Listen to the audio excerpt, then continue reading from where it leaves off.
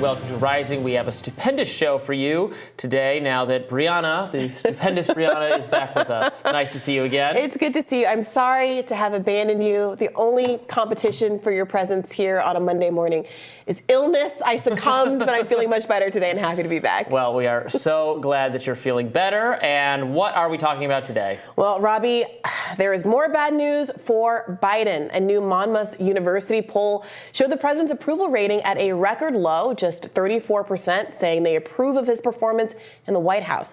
61% of respondents said they disapproved of Biden's job performance. This drop in approval is buoyed by declines in support from Democrats and independents, and voters also give POTUS poor marks on several key policy issues, namely inflation and immigration, with just over 2 in 3 disapproving of the president's performance on immigration at 69% and inflation at 68%. Watch as a Democratic pollster tells Jim Acosta to get out of the bubble, as the CNN host cannot fathom why Americans are still grumpy over high prices. Question I have, though, is inflation is cooling. I mean, if you look at gas prices, they're going down. They're around $3 a gallon in the Washington, D.C. area, Maryland, and Virginia. I suspect it's fluctuates depending on where you are around the country, but generally coming down.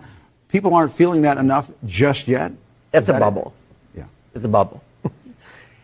People, look, what I have discovered in doing my polling in Europe, in UK, and here, is what matters is how many months people have been struggling to deal with inflation. And each month they get madder and madder about it, as long as their wages are trailing prices. And so they're grumpy right now. They're still look, get out of the bubble. Yeah. They are it's 3% higher than it was when Biden came in. In the last 6 months, there has been a decline in disposable income. So the context is you have to start there. Inflation is like 30 points higher than the next problem. And you can't, what the president currently doing is his tweets always start with, we're making progress, and then he mentions prices. Mm-hmm. If you look at his ads aimed at black voters, it's mainly trying to convince them they're doing a good job. But that's not where they are. They are losing ground every month and anger about it. But then you have to stop. You have to say, what's the main problem? How do you deal with the first problem, which is inflation and the cost of living? There's also this reporting from the Washington Post. Quote, Biden delivered some stern words for the small group assembled. His poll numbers were unacceptably low, and he wanted to know what his team and his campaign were doing about it. He complained that his economic message had done little to move the ball, even as the economy was growing and unemployment falling, according to people familiar with his comments, who spoke on the condition of anonymity to discuss a private conversation. End quote.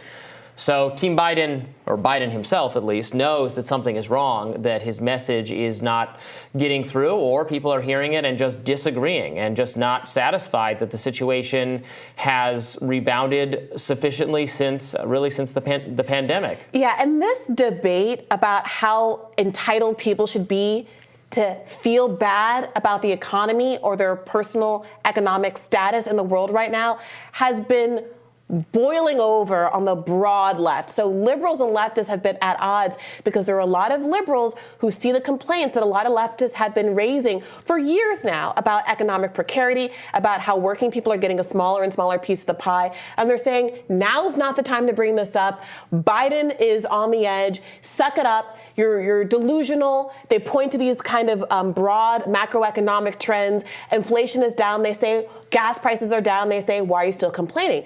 But it's obvious why people are still complaining if you look at the metrics that normal people use to decide whether or not things are too expensive.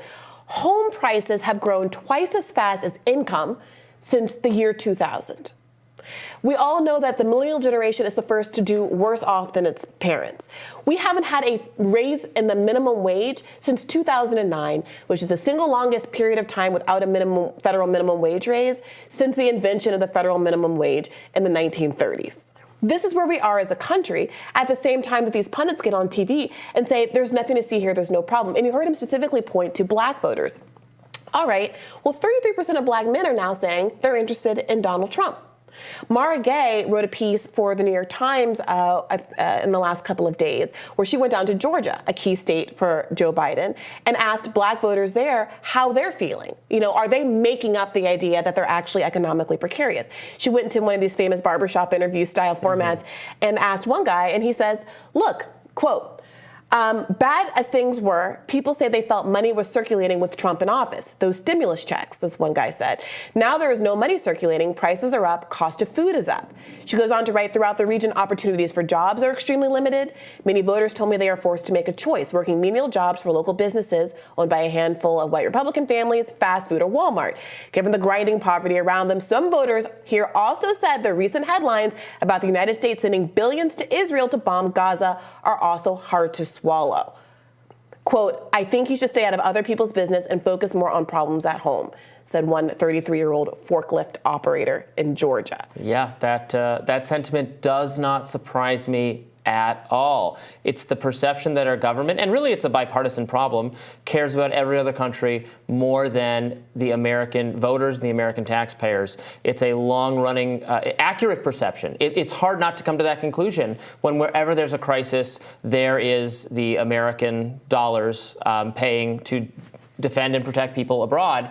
So that's not surprising at all. Yet Donald Trump now currently polling better with young voters than Joe Biden. Young voters, so fed up. Obviously, part of it has to do with the Israel policy, though whether Trump would have a different Israel policy is kind of impossible to tell. But Trump does speak somehow, even with his less, I think, thought out foreign policy, or kind of moves from one consensus to another, at some points attacking interventionism, but then also picking like John Bolton to be his national security advisor.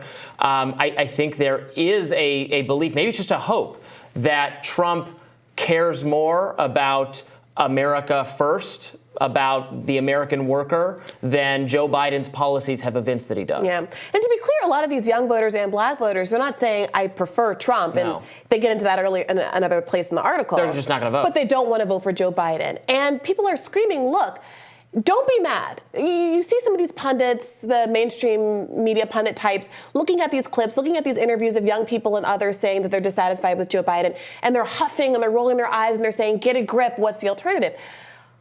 For over a year out from the election, the Democratic Party has said there will be no primary. We're going to ignore polls that say 70% of our own Democratic base doesn't want Joe Biden to be the nominee. They don't want Donald Trump to be the nominee either. But the Democratic Party only has control over one of those. And they are saying, you're going to take Biden and you're going to like it. And at the same time, the pundits that we watched in the clip are saying, well, Biden has to do a better job of selling it. Well, let's look at the job he actually has to do. He has been telling the American people that the reason he didn't fulfill any number of campaign promises, whether it was raising the minimum wage to $15 an hour, whether it was canceling student debt, whether it was the fuller Build Back Better package, they say, well, it wasn't our fault. We didn't have the votes. You came into office with a trifecta, a narrow trifecta, but a trifecta nonetheless. And you did not use your leverage to get Joe Manchin and Kyrsten Sinema on board, even though now you're using your political leverage to go around Congress to ensure that Israel gets aid money without a congressional vote.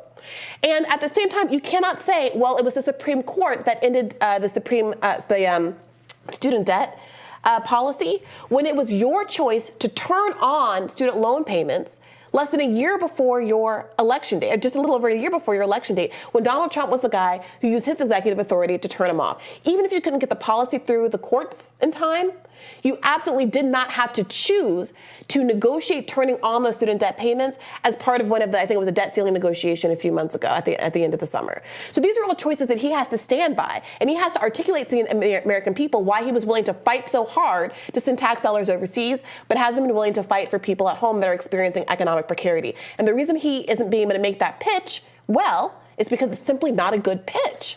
And if they just had an actual primary and actual debates, and he still wins, okay, then he won the process. But it's like the Democratic Party is saying, no, you will take him, and you will be happy with that. Right. You will live with this. Right.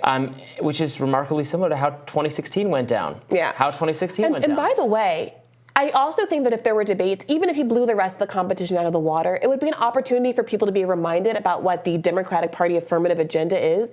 Right now, we're seeing Republicans get out there and make the case for what they believe in. Democrats don't have that same opportunity because they're simply not having a primary. We'll have more Rising right after this.